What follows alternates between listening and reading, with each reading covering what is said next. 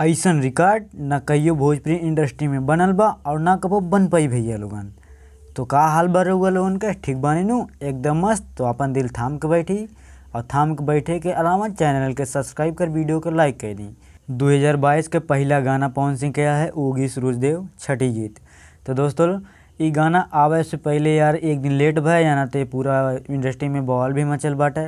ई गाना लेट कहे है और आवे के बाद भी यार 5 घंटा में 500,000 व्यूज लेके आइए भैया। 500,000 व्यूज लेके आइए। यू भैया बहुत बड़ी विवाद छटल बा। और 500,000 व्यूज के अलावा यार 99,000 यानी 1 लाख लाइक भी आयल बाटे।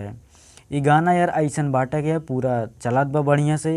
अगर आप लोग ना सुना होए तो ये गाना ज़रूर सुनी, प्यार भी पूरा दी। कहीं से ये गाना यार पूरा ट्रेंडिंग में बा, ट्रेंडिंग में रही और ट्रेंडिंग में चलबो करी।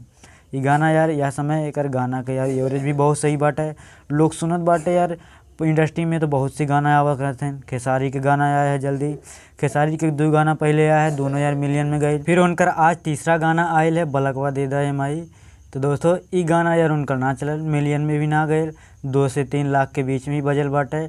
वहीं पवन सिंह के यार गाना तो यार फुल एवरेज बजत बाटे और धूम मचावत बा, मचावत रही भैया।